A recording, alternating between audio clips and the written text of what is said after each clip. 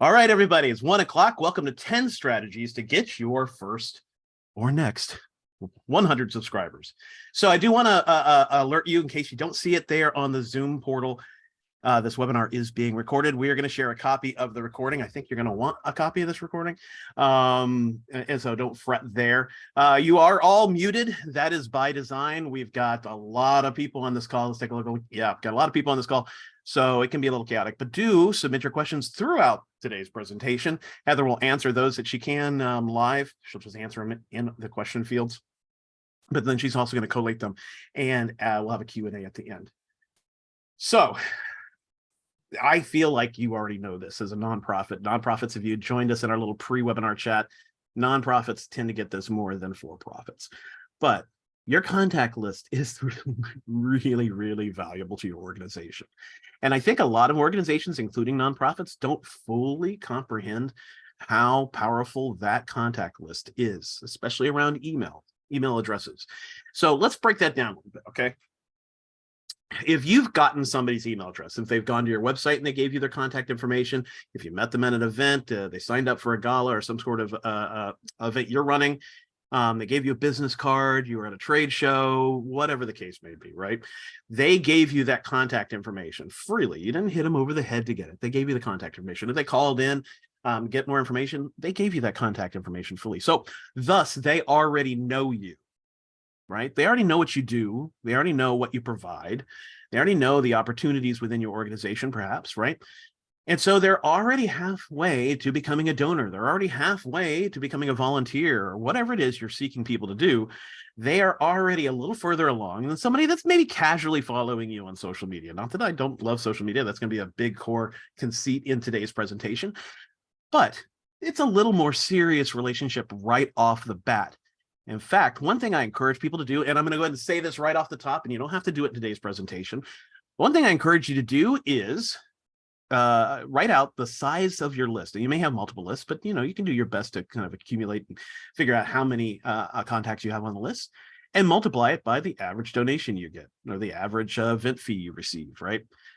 Whatever your source of income is, multiply that together, and you will get a rough approximation of what your list value is. And for most of you, it is going to be substantial. Now, will every one of those people donate? No. Will everybody attend? No. Of course not. But I think it's really healthy for organizations to really, truly value and prize their contact lists. It is one of the most important things you'll ever get. And one thing to remember too, again, I love social media. We love social media Constant Contact. But one thing to remember is that with social media, you do not own your contacts. You are at the will of the social media organizations to do what they want. You own your contacts when it comes to email marketing, and that's a big differentiation. Now, today's presentation, we're all talking about growing your email list. So why email in the first place? Well, 55% of consumers still rank email as their preferred way of communication. If you've attended one of my TechSoup webinars, you've probably heard me say this before. Think about the most commonly used app on your smartphone right now, the app you go to the very most. For most of you, you'd probably answer TikTok or Instagram, maybe Maps or something like that. No, it's probably your email app.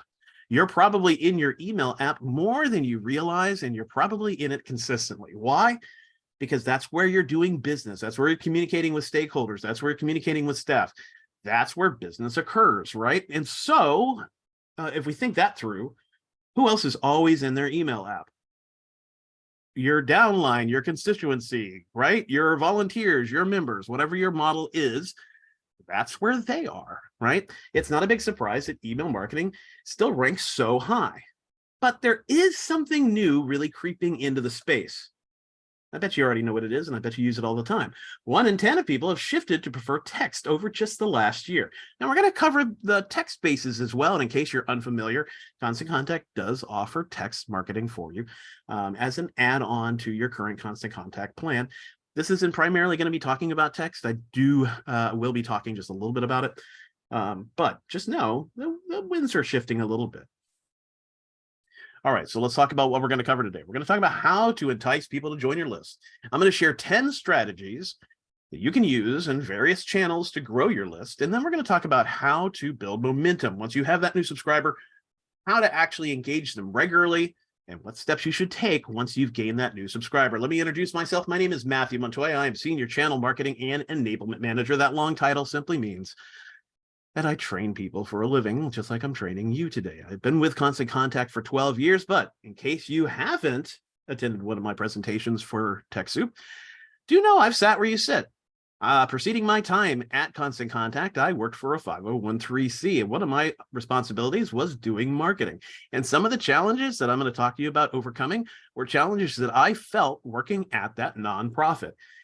Again, if you haven't attended one of my TechSoup presentations, know I'm extraordinarily passionate about nonprofit success because I've lived there and I've felt the passion that everybody that works at a nonprofit has.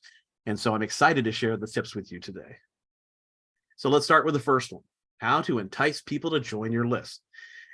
Now, before I share the next slide, let me talk about what most organizations do. Now, they do it on social media, they do it in their email. Turn off music. And we've got, let's mute here. Can you handle that, Heather? Hey, Google, turn off music. And probably everybody's Google device just went off. Anna, if you could make sure you're muted, we'd appreciate it. Thank you. Our technology. I will remove her. All right, thank you. All right. So back on track here. So one thing I see all organizations do, nonprofits, for-profits, whoever it is in email, social media, on websites, it's very, very common for them to talk about themselves. And it's especially common in nonprofits. Now, I can hear you shouting at your computer screen. I can hear you saying back, well, that's our mission. We do this and we have to explain to people what we do. And that's why they're going to volunteer. That's why they're going to join the board. That's why they're going to become a member, whatever your model is, right? That's not necessarily what I'm talking about. It's just extraordinarily easy to say, what you're going to get out of a relationship when it comes to particularly soliciting for email addresses and contact information. What you want to do is flip that over, especially when you're trying to grow an email marketing list or a marketing list in general. You need to make about what's in it for them. Now, this is more challenging for nonprofits, and I will admit that, than for-profits, because your resources are likely somewhat limited, not just in the sense of financially, but in literally what kinds of things you can provide. Now, when I talk about what's in it for them, three reasons people generally subscribe are to receive promotions and discounts. And that's the gotcha, right? That's going to be for nonprofits, the difficult one. But if you have some way to give something of perceived value away, then that might be something you lead with when you're trying to get people to sign up for a list. And that really falls into something around like exclusive content. Be willing to bet many of you could do something like that. A guide, a checklist, right? Bulleted information, 10 top tips to help, whatever your mission is or whatever your constituency cares about. Offering that kind of thought leadership and offering it as a thank you for subscribing is the whole idea around here. Now, the one you all probably have well in control is showing support, right? Offering that your support is going to allow us to do X. You probably put that in when you're doing a campaign around gifts, right? The idea is to actually put that into your campaign around growing your list. So on your website, on social media, when you're trying to grow your email marketing list, encourage people that by joining your list, you're going to help them support your mission and explain how. So all of these are a mix and match. You don't have to do all of them. You can mix them and match them. And you can mix them and match them according to where you're promoting the opportunity for them to join your list. Now, this whole concept of offering something, right, is a lead magnet. Now, this a lead magnet, some of these are very for-profit-y, but I think there's ways we can make this work in nonprofits too. A loyalty or a referral program. Now, that's going to be pretty hard for you to provide in the nonprofit space, but there might be a way to make the access to your organization somewhat exclusive. Like they will get early bird pricing on your event. They will get early access to this thought leadership piece that you put out every quarter, something like that. Give them a sense that they are special because you know what? They are. A giveaway. Right now, again, with limited resources and thin margins that many nonprofits have, obviously this can be challenging. But one thing I did at our nonprofit is we did have vendors, and vendors love to give stuff away. So, probably you do this at events if you have events like conferences and things like that where you have vendors, and exhibit booths and things like that. Work with them to give something away. It doesn't always have to be from you. Ebooks, guides, checklists. I think that's going to be one of the easier ones you can do. You probably have material that you've already developed that you can turn into an ebook or a guide.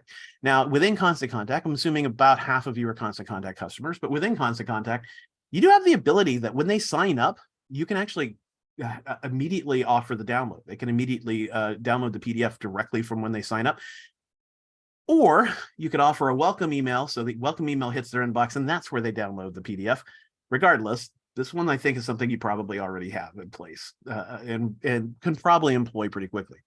A webinar or a class. This is something else I think would be strategically smart for you to do.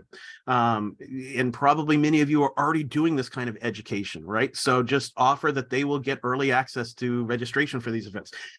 The thing you want to be careful of, though, is if you're going to solicit for email addresses online, social media and blogs, things like that, if you're going to offer something, it needs to be evergreen. So you don't want to say, hey, you guys will get a webinar class coming up this Thursday. Well, they may be signing up next Wednesday.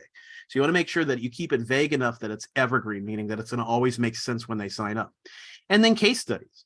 Not all of you would be able to pull this off, but probably most of you offer a case study. If your organization is, and I'm gonna use the word selling. I know a lot of people shirk at that in this space. Remember, I worked for a 501(c), but that's what you're doing. That's what donations and event attendance, that's what it is, right? And so if you are working in a particular space and you're on a particular mission and you're helping a particular group of people or your community or whatever your mission is, well, you probably have some case studies. We need to offer a case study on the things you do. It's going to be perceived as valuable because that's why they're signing up to your newsletter.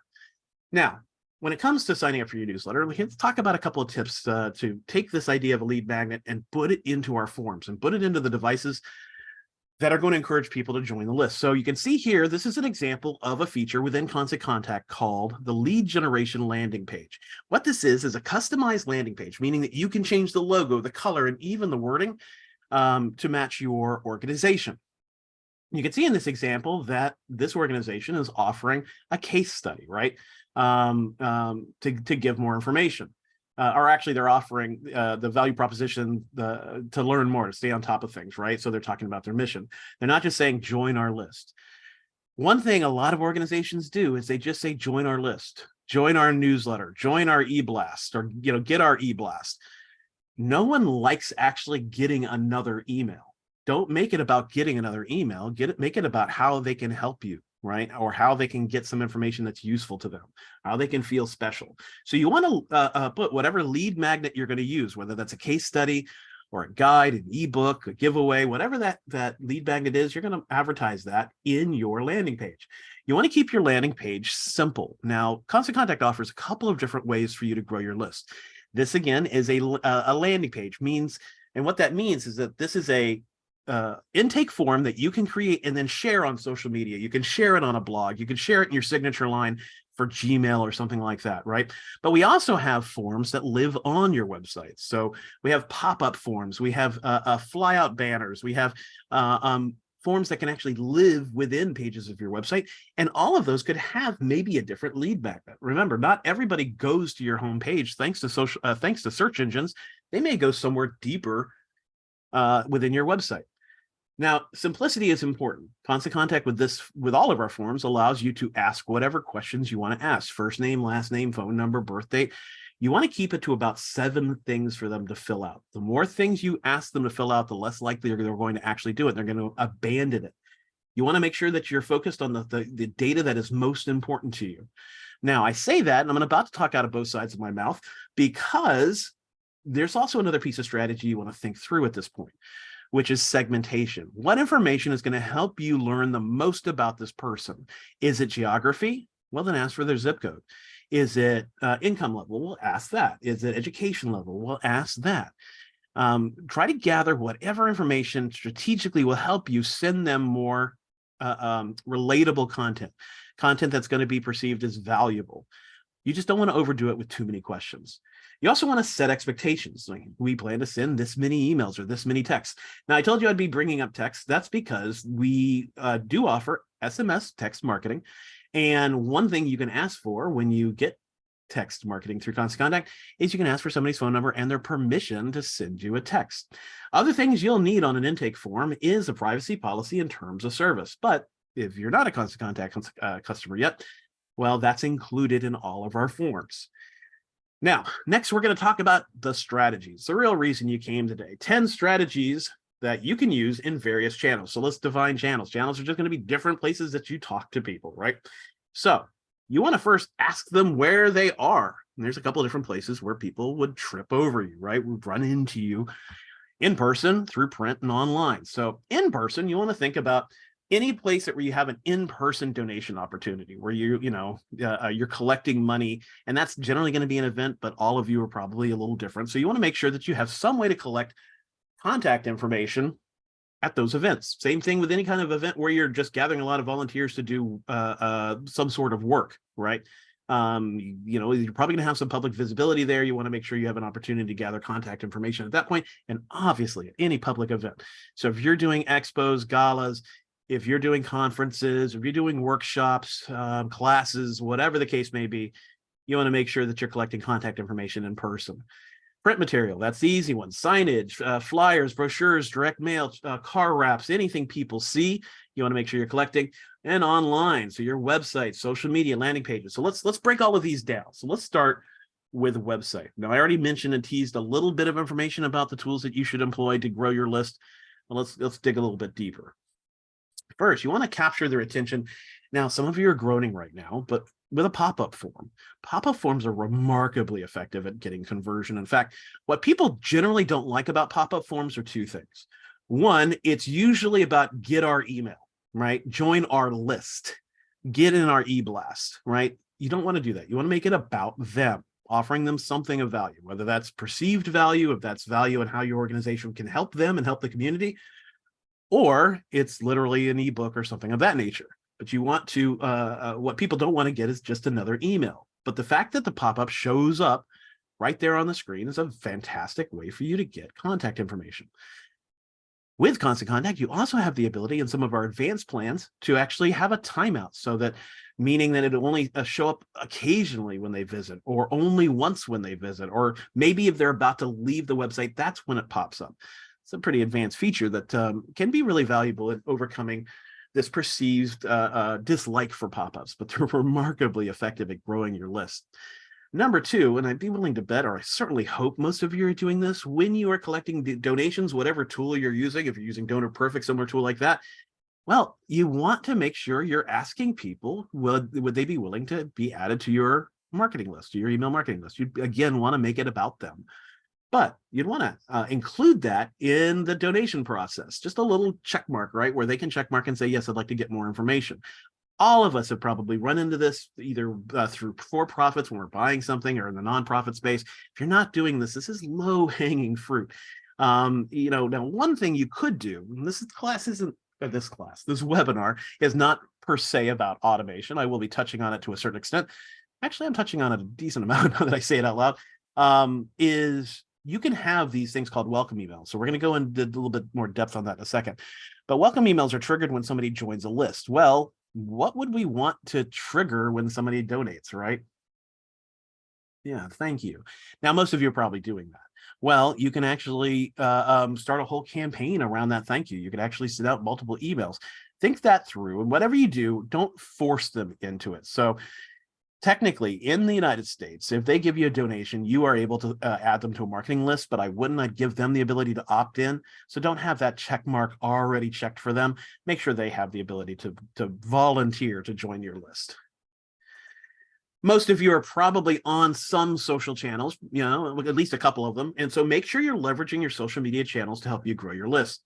The next tip, number 3, is to add a link to your biography, to your bio on social media. So on your social channels, you want to add an ability for people to join your list. Now, this is one thing I did when I prepared for this webinar. I looked at a couple of nonprofit Instagram pages. Many of them are leading people to their homepage, which is very natural. If you have a pop-up, you can grow your list. If you have a forum, you can grow your list. But if you're just leading them to your homepage, you might be missing out on an opportunity to engage people. Remember, those contacts are extremely valuable. might be more valuable than getting them to your homepage. You might want to lead them to a page where they can join your list, or have them go directly to join your list by going to an intake form. Now, I talked to you about that lead generation intake form just a moment ago.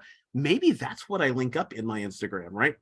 You just want to make sure that you add it to your biography. Another place to link it up, especially on Facebook and LinkedIn, is actually on your profile. So add a button to your profile. So Heather, what I'm going to do, we should have thought about this beforehand. I'm going to chat you the instructions for this, unless you have them still handy,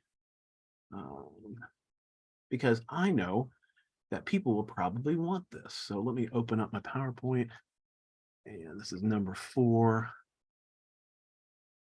I have instructions for you on how to add a button, everybody, and I want you to get that.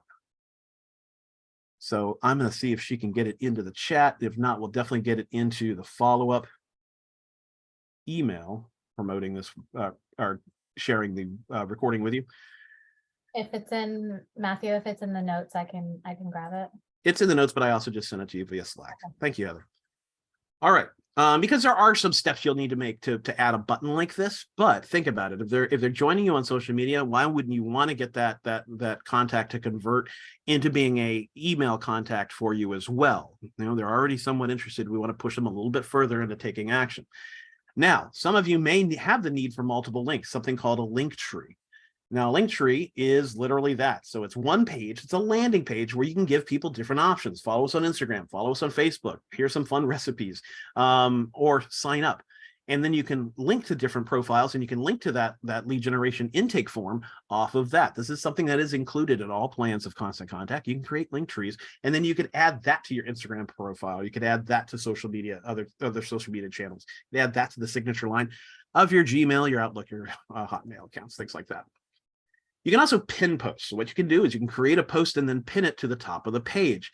A pin is simply just a very popular post. You have the ability to determine what you're going to pin. Generally, you're going to go to these 3 dots and you're going to just pin it. It's going to be the first thing people see when they visit you. So it would behoove you to probably pin an article where you're talking about the value you provide if they join your marketing list, whether that, again, is an ebook or it's going to be early access to something. That's what you would talk about in this post, and then pin it, and then occasionally refresh the pin with a little bit more information, a little different information, maybe a different image, so that it stays eye-catching. Now, on the flip side, some of you may be doing this. You may want to use lead ads. Now, what a lead ad is it's going to be an ad you have to buy. It's an ad you have to buy. You have to put money into it. But a lead ad is a way for you to gain contacts through paid advertising. So it's going to allow you to pick out what your audience looks like. It's going to allow you to determine what your budget is. It's going to allow you to determine where you want to geographically target your ads, and then the people that meet that profile, they're going to see your ad. And in this ad, you're going to talk about the value of joining your list. And then if they sign up, if you're using Constant Contact to run your ad, you can actually funnel those contacts directly into your Constant Contact account, and you could even use things like leveraging automation to do follow-up emails, especially a welcome email. Also, pay attention to your social media. And I'm sure all of you are doing that, but occasionally promote the fact that you have this email content. Talk about what the latest email is about, or make sure you check out our email because of this fantastic information, or remind them they can get that early bird access, or they can get unique webinar content, things like that. Use your social media to occasionally promote the fact that you have an email marketing presence. Now, this one is one I've noticed a lot of nonprofits don't really think through.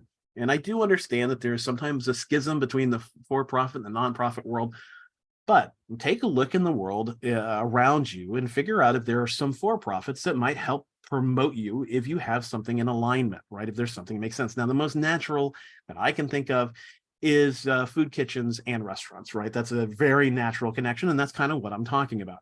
Is find for-profits that would make sense for you to have them promote the fact that you have this email marketing list. And then if you do have a very similar industry relationship, promote them too. Obviously, in the nonprofit space, look at sister nonprofits that are not you're not competing for donation dollars for, and see if you can promote each other, and have them post about your lead generation landing form. So you have them promote that, and you promote whatever kinds of list growth tools that they have. Now, when it comes to print, some of us are still printing items. One item that is still being printed, I handed out a bunch at the conference I was at last week. It was a fundraising professionals conference in New Orleans. A lot of business cards flowing out there. All right, so take that lead generation landing page. Again, what that is that's going to be a customizable form that Constant Contact hosts for you. So we give you a URL. You turn that URL into a QR code. There's a lot of QR code generators out there. You just Google QR code generator, put in the address, and it'll turn it into one of these little scannable codes. You put the scannable code not just on your business card, but you put on brochures, car wraps, event promotional materials, anything somebody that looks like your constituent would see, touch, or pick up.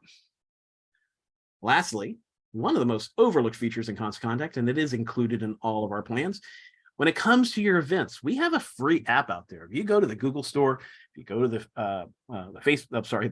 Apple Store, through the app stores, you actually Google, if you type in Constant Contact, you'll see something called the List Builder app. It is free.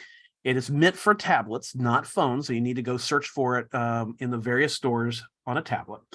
And it'll download into your phone. And when you run it, you're going to put in your username and password for your Constant Contact account. And what this will do is it'll allow you to create a customizable form, meaning you put your logo on it, same kind of idea. You can ask whatever questions you want. You can tie it to whatever list you want. And the idea is this is really great for events.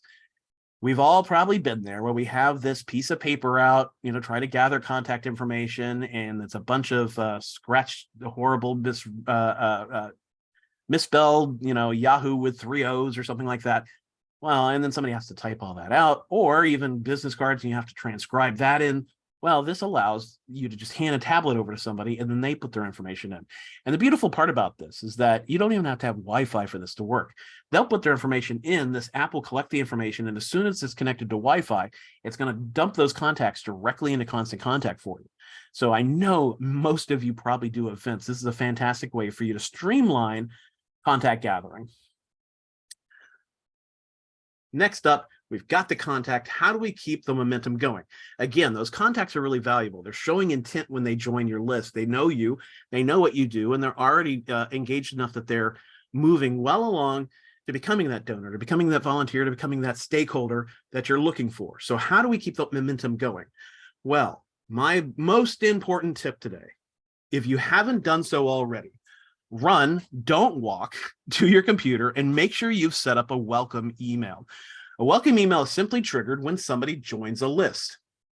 Now, the reason why I'm telling you that you need to run, not walk, and this is really important, is because it has an extraordinarily high open rate, meaning that most of the people that you send a welcome email out to will open it. That's not a big surprise, because if I send Aretha, if she joins my list, right? And she's joining my list because of perceived value, right? So she's joining it to get early access to my early bird fees for my event or something of that nature, right? Well, what is she going to be expecting? She's going to be expecting an email. So within a few seconds, she gets an email. What is she going to do? She's going to open it, right?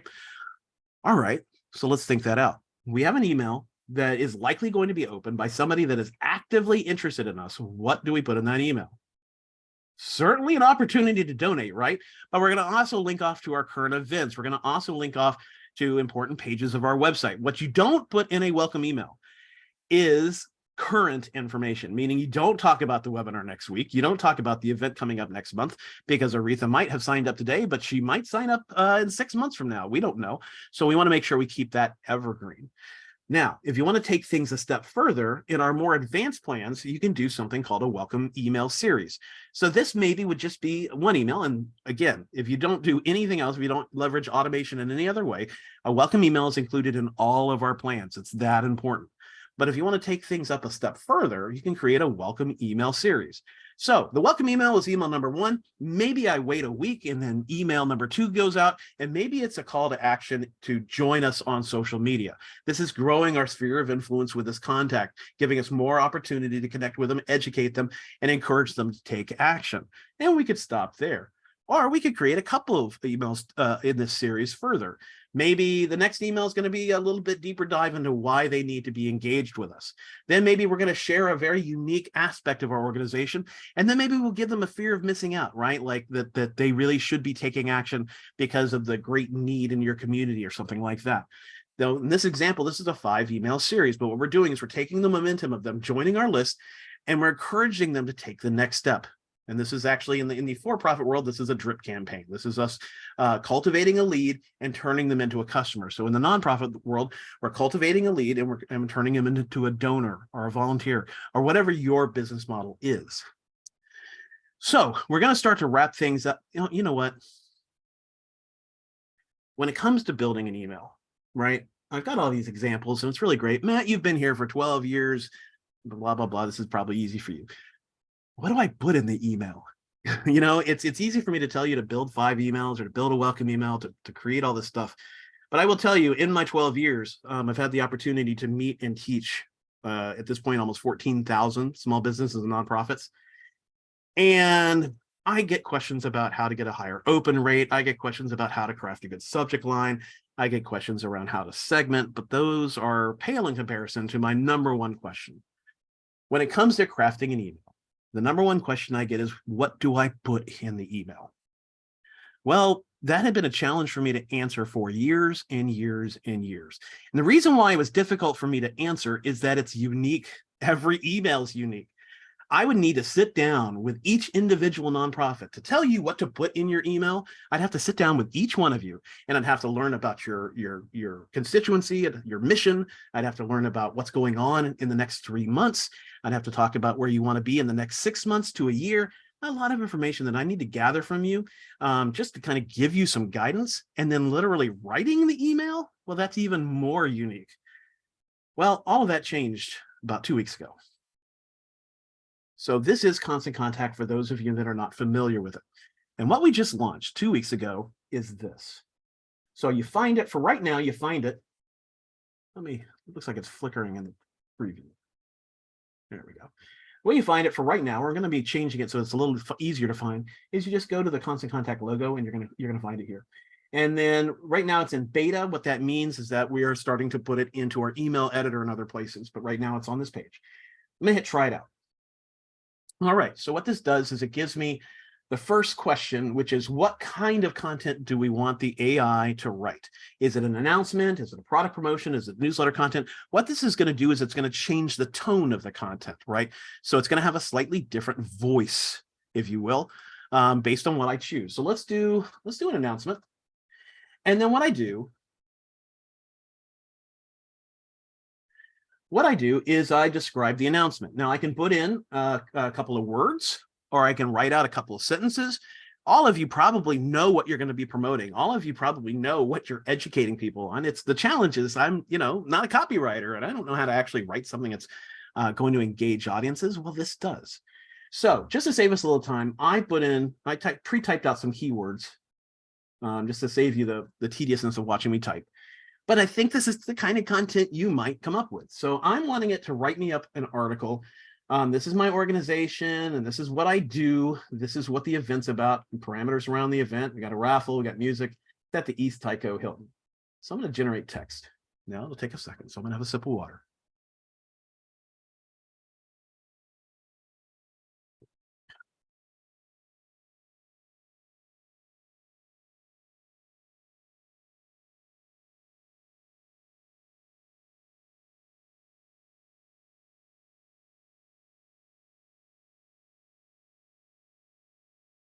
There we go. Just wrote content for me. So it gives me 2 different options. I'll just read the first one. This is the first time my eyes have seen this. We are thrilled to announce that the Hearts and Tails Animal Rescue is hosting our highly anticipated annual gala on June 27, 2023 at 7 p.m. at the luxurious East Tyco Hilton. Many of those words are not in my description. I did not come up with luxurious for East Tyco, highly anticipated. This year's event promises to be bigger and better than ever before, with a fantastic raffle, live music, and of course, plenty of adorable animals available for adoption. So come, dress to impress, and join us for an unforgettable evening in support of our mission to rescue and care for animals in need. I didn't write any of that. I didn't put any of that into those keywords. None. Don't miss out for this once-in-a-lifetime opportunity to make a difference and have a great time doing it. I wish I had this when I worked at the nonprofit. I wish I had this all those years I was teaching nonprofits about successful email marketing, because this definitely, if it's not the content you're going to use, it's close enough for you to copy and edit, right? And I can do it directly from here. So I can copy this text and I can just paste it into the email. And so you can edit it. It doesn't have to be perfect, but it's certainly giving you a release from that writer's block, if not outright writing your content for you. It does give me a couple of options. So this one's a little bit longer. Animal enthusiasts, I'd probably change that word, but hopefully your wheels are spinning here on how you could leverage this. There's a lot of different ways you can leverage this. Now, right now, you're going to just copy the text. This is actually a future version where we're going to soon be able to actually help you generate an email. So it'll actually pop open our editor and have that content already in there for you. What we're trying to do is make this as easy as possible. We know that nonprofits are generally pressed for time. We know that nonprofits generally have small staffs.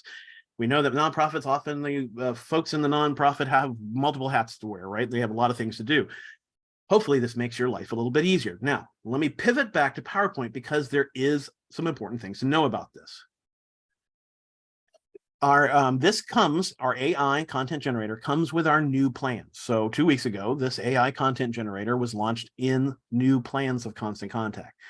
So if you are a current Constant Contact customer and you got really excited about that AI content generator, if you are a current Constant Contact customer, if you currently have a Constant Contact account, you're going to call 866-289-2101, and they're going to talk to you about what plan you want to go into. We have 3 plans, and the AI content generator is in all 3 for right now. Our entry-level plan is actually just a preview, so they'll talk to you about it. I'm going to talk to you a little bit more about the discount you receive through TechSoup, because I think it's going to make our content generator even more palatable for you. But what I'm not demoing for you is we also launched new automation. So all that automation I talked about is still completely valid, but we've made it even easier and we've added some additional benefits. The biggest additional benefit, and right now I'm talking to those of you that use Constant Contact and those of you that have set up automations. The biggest value in our new automation is the ability to do something called conditional splitting, meaning that somebody takes some action, you can lead them this way or you can lead them that way. An example of that would be if you were doing SMS, if you're doing text marketing through Constant Contact and you have their phone number, maybe you send them a text as a welcome instead of an email as a welcome. Maybe you send them a text as a reminder of the event's registration, or maybe you send them an email. So that's a concept around our new automation. There's a lot more functionality. It's really easy to use. But the big draw for our new plans is going to be that AI content generator. I think it's a game changer. I'm extremely excited about it. I can say without lie, in 12 years, it's the most exciting feature update or inclusion I've seen in Constant Contact ever. Never seen anything like it. So I'm going to take your questions. So Heather, get ready. Just have a couple more things to say, then we'll take your questions. Reminder, what we learned today: get your first or next 100 subscribers by making sure that it's all about them, making sure that you're talking about them. And I don't literally mean using words like you. I mean, think through what's going to be perceived as valuable, useful, helpful to them, while also being useful for you. Leverage as many channels as you can to grow your list. Don't just rely on your website. Make sure you're looking at social and blogs. Make sure you're looking at in-person. Make sure that you're looking at your events. Any way that you interact with a potential constituent or constituent, donor, volunteer, whatever it is that your model is, you want to make sure that you're including a way for them to join your list. And you want to engage those people as soon as you join the list. So one thing I do see in the nonprofit space is that some nonprofits send very sporadically. They'll send an email, this month, then 3 months will pass, and they'll send another email. What you want to do is you want to make sure you're priming the pump, sending an email regularly. And one of the most important emails you'll ever send out is that welcome email. Now, I told you that we have a fantastic relationship with TechSoup. We love TechSoup's mission, and and I personally, as I said, love nonprofits. I would say, and Heather can back me up, TechSoup has the best discount of any of our partners, 50%. We don't do discounts like this often. So you can get 50% off of Constant Contact, which is why I say that our new plans, while they're not expensive at all, they're really not expensive for you. So you can get your hands on that AI content generator. I want to remind those of you that are a current Constant Contact customer, you are still eligible for 50% off in the new plans. So if you want to get your hands on that AI content generator and our new automation, you have that discount available to you as well. So if you're not a Constant Contact customer, you can pull out your phone, scan it over this QR code, or visit that somewhat cryptic bit.ly. I bet if I know Heather, she's probably pasting that into the chat right now. Love to see you leveraging that content generator and growing your list, and then using that content generator to write content, to put in the emails when they receive their first, their second, their fifth email, and they convert and they become a donor and they become a volunteer. Really exciting stuff. So Heather, with that, let's go ahead and open it up for questions. What do we got? Yes, we got an active chat going on. Everybody's really Woohoo. about the AI.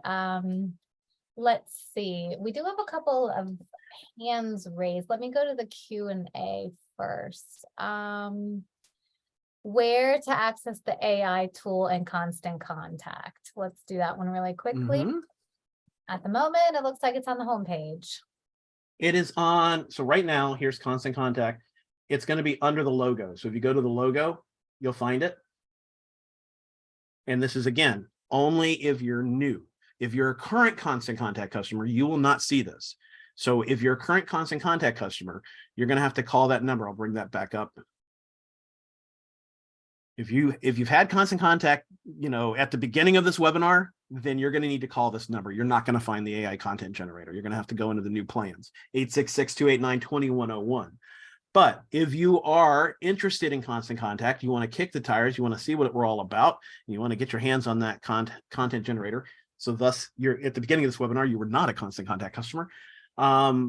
You're going to scan that code. You're going to use the link that Heather shared, and you will have it right here under the logo. Now, for those current Constant Contact customers, once you do upgrade into the new plans, you'd go to the same spot. Now, future state, as I said, we're going to actually bake this into our editor. So it'll be a button in our editor. Those of you that do use SMS, it's actually in our SMS tool as well. You can actually have it write content for you there. Got a lot of things coming around AI and Constant Contact that I cannot say, but you can expect to see it in more places. Great question. Next one, Heather. All right. So I think we just answered this, but Janet asked, she is not a Constant Contact customer, but I have an account with TechSoup. Does TechSoup offer a Constant Contact discount? So I think you just went over that. So we can close that one out. So there is a question about the benefits of Constant Contact versus MailChimp. So maybe if you can kind of speak to that. The question is from Deborah, and she's asking, we are an environmental nonprofit and currently use MailChimp. However, I've worked with Constant Contact over the years. So I put in the chat about our award-winning customer service and customer support, but if you wanted to. Yeah. I will call it like it is. I mean, for the most part, we're pretty much in parity with each other. We have a couple more features. They don't. They have a couple more features. We don't. I mean, it's really comes down to a couple things. One, we're in business for 26 years. We have exceptional deliverability, meaning that you've built an email with us, it's going to get delivered. Two, we are most well known for our fantastic free customer support. And it's always free. It's up at the top right-hand corner of every page of Constant Contact, and these fantastic folks will help you with not just technical problems, but marketing questions. And lastly, and this one's maybe the most squishy, but I'm going to go here. Where's MailChimp? Where's MailChimp support for nonprofits? We do these webinars through TechSoup, and we just did one with Donor Perfect yesterday. I was at the Donor Perfect booth for the FAP, or the AFP conference supporting nonprofits. They weren't there. They never are. There's value to me in that. Maybe that's not valuable to you, but it's valuable. It means something to me that Constant Contact stands behind our nonprofits and puts money where the mouth is. My 2 cents. Awesome. Okay, so Alan asks, how can we reduce people opting out and unsubscribing? Alan, that's going to be a case-by-case basis. I think they need to know you better. I mean, this would be one reason to talk to our support folks, but I can give you some generality for everybody. Generally, one, you need to compare yourself against averages. So you may not be doing badly with unsubscribes. Let me bring up an article, and I'm going to share it with you, Heather.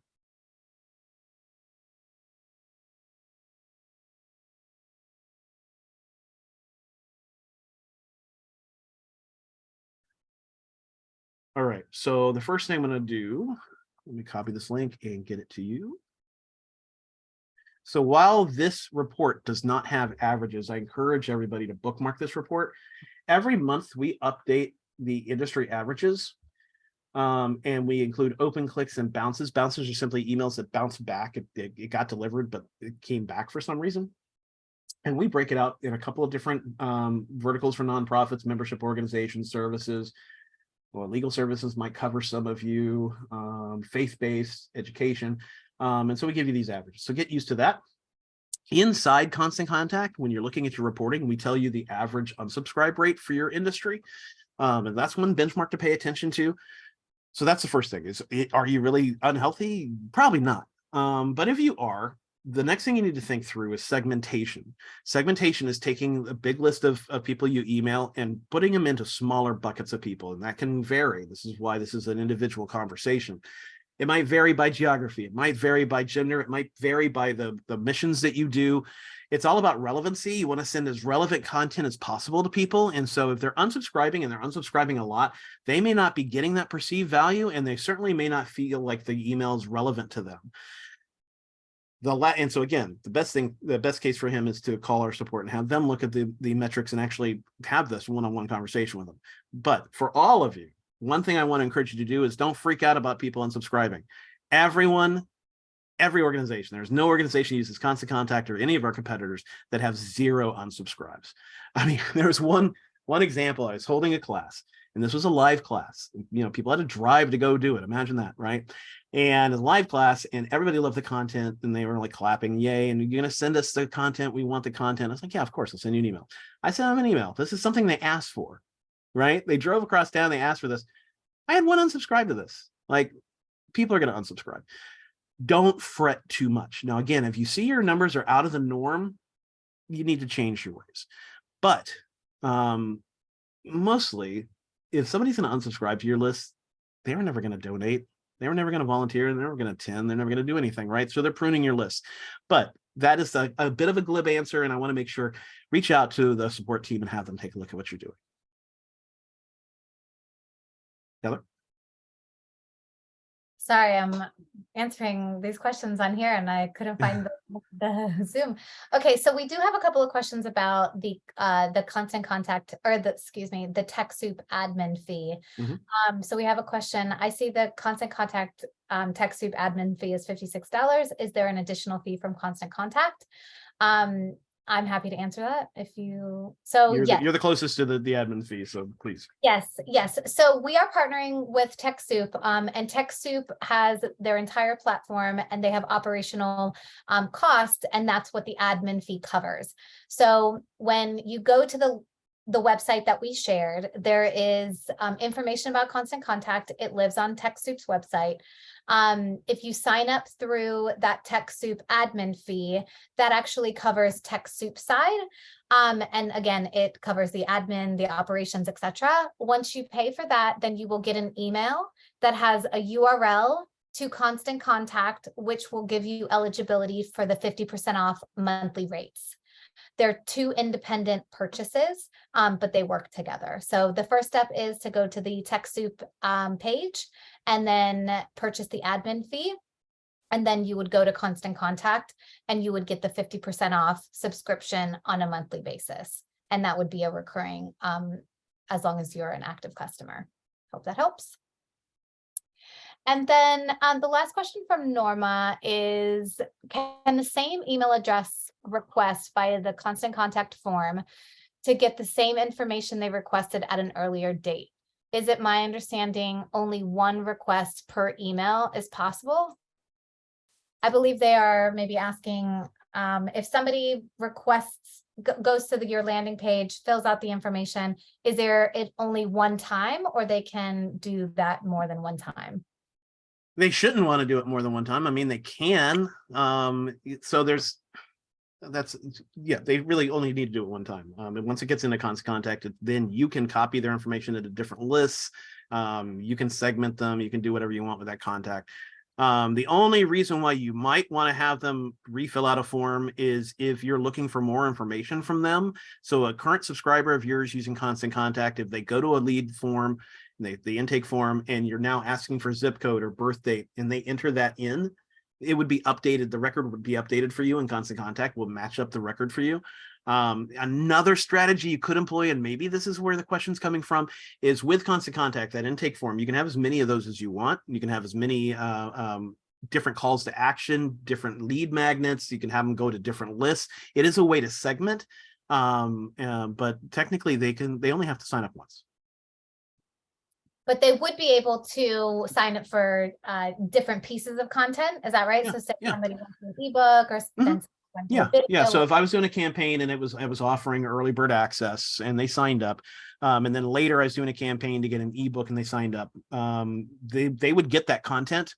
We wouldn't duplicate the record though, so we'd only keep one contact. Unlike some of our competitors, we don't mind if you have somebody on the same contact list. In fact, we want you to have as many contact lists, as many segments as possible, because that's a big strategy into being successful. And then let's see, Jane had asked, does Constant Contact have an email list available to subscribers? And I will drop a link in the chat. So we have an email list called Hints and Tips. And so our content team provides at least a monthly email. So I will share that in the— Yeah, believe it or not, the Hints and Tips just went out today. And guess what the lead article was about, Heather? I'm gonna guess AI.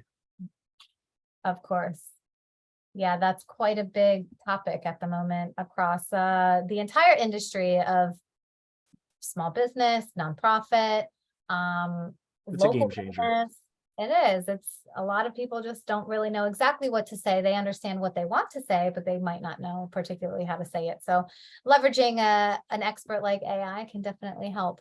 Okay, so question about how long does the discount is offered? So this discount is actually ongoing. So there's not a limit to this discount. So if you sign up today or if you sign up in a couple of months, the only process that is the same is that you would have to gain access to the 50% off. You would need to go to the TechSoup landing page. I apologize. I realized I didn't have my camera on. So I'm speaking over here as like a little ghost. So yes, so the discount is recurring. It's on a monthly basis as well. So you will be able to get the discount, and then every month it will be 50% off your monthly rate. John asks, what is the greatest challenge in starting a list and then maintaining it? The greatest challenge is, generally just getting started. I think a lot of people don't seek out education like this, don't have any frame of reference on how to or where to start. And then there's also a perception that I've got to have X number of contacts before I really start to use my list. That's not true. If you have a list of 20 people, start with 20 people. You got a list with 50, start with 50, right? Email marketing to be successful is really relationship building. And that's something that nonprofits have an advantage over a lot of for-profits. You know, when I say relationship building, let's use a gift campaign, right? So we're doing a donation play. Some nonprofits, they'll only email when it's time to run this campaign, right? So not everybody's got the ability to donate the second you send out an email. It may take a couple of emails, it may take 7 emails, it may take them seeing something on social media and something in print and an email to have that epiphany that they are ready to donate.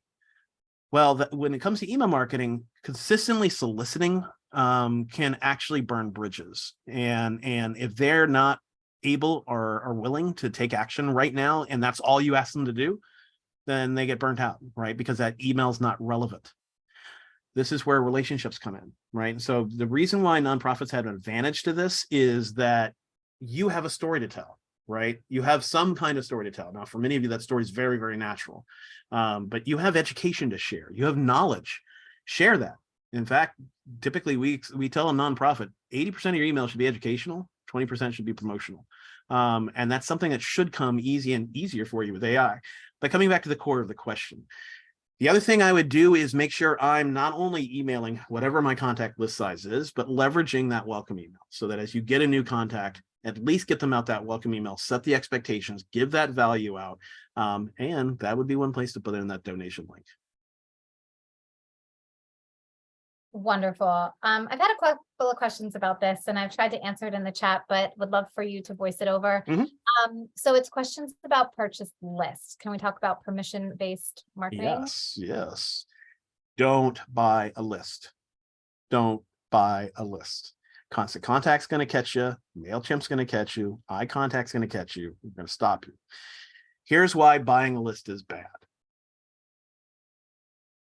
In the United States, it is legal for you to buy a list. It is legal for you to upload that list. It's legal for you to put it in Gmail and send out to that list. You can use it, but the recourse, the penalty is pretty grave. So, firstly, Constant Contact is a permission-based company. We expect that anybody that uses Constant Contact has permission to email people. Now, permission varies country to country. In the United States, permission simply means that they would have a reasonable expectation to hear from you. So if they made a donation, that is a reasonable expectation. If they gave you a business card at a show, that's a reasonable expectation, right? Or an overt expectation, meaning that they took action to join your list knowingly. That's obviously the gold standard. In many countries, that is the requirement. But if we break it down a bot list, how could there be a reasonable expectation that they'd hear from you? They don't know you. And so the penalty is that they have one form. Well, actually, let me frame this one more way. Who sends email marketing out, and nowadays text marketing, to people that didn't expect to hear that marketing, and usually soliciting for behavior, right? Soliciting for business, soliciting for something. Spammers. And so spammers are simply sending you, you don't know who they are, you don't know what they're doing, and you don't want it, and so you mark it as spam. Well, that's the same thing that's going to happen to you. Now, one thing that Constant Contact's going to do is if you suddenly upload out of nowhere 1,000 contacts and you've regularly only been adding a few at a time. Now, obviously, the very first time you use Constant Contact, we expect you to upload a bunch of contacts. But if you just randomly do it, we're going to say, hey, what's going on? Where'd you get all those contacts? Another thing we're going to do is we're going to look at who those contacts are. If they're contacts that we see on regularly purchased lists, we know something's, I'm going to use an old word, hinky, right? And then lastly, if you do get through those two barriers and you send it out and we see a bunch of spam complaints coming in, we're going to have a conversation with you on how you got those contacts. Now, I do know, especially in the nonprofit space, there are organizations that you can pay them and they will email on your behalf. That's legal. They grew their list and they're taking the risk. I would say that the results are usually not that great in terms of the ROI, the return on your investment. You pay this much, the ROI is probably not going to be there. The tricky thing is the best way to grow your list is by using tips like this. Take it slow, take it methodically, grow your list using best practices. It's going to be a far more valuable list to you than a one shot. Here's $1,000, give me list. You're not going to see a good ROI on that, along with all the penalties that I talked about. Awesome, thank you. Let's just go. I got two more questions. So one is a question about our support. And the question is from Alan, just wondering, to what extent is our support just bots versus actual people? 100% human beings. 100% human beings. I mean, there is a bit of a bot when you first call to direct you to the right place. I mean, I think that's pretty expected nowadays. But the chat and the human support is human support. We most of our company, so I think this is public information. We have about 1,000 employees. Most of them are support. And when you call in, you're going to be talking to Boston, or you're going to be talking to Loveland, Colorado. And you can even say, where are you located? They're going to say Loveland or Boston. Waltham, most of them will say that. If you hear hard R's, it's going to be the Boston office. Yeah. Okay, so quick one. Alan has said, so if you don't, he's got a little bit of a comment and then a question. If you don't go to the plate, you're never going to get the base or hit a home run. So he's basically talking about unsubscribes. Is there unsubscribing? So what about frequency and other factors? How do we deal with that with listing? Within unsubscribe. So if somebody unsubscribes and they want to resubscribe, if they take the action, if they go to that intake form, if they go to your website, et cetera, and they fill it out, they're resubscribed on their own volition. Like they did it. We allow that. Another thing you can do, and you can only do this once. We pull up Constant Contact. It's funny how this mirrors yesterday's webinar.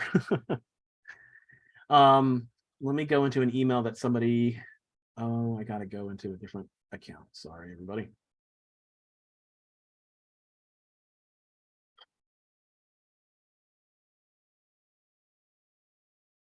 I need to go into an account where somebody actually unsubscribed.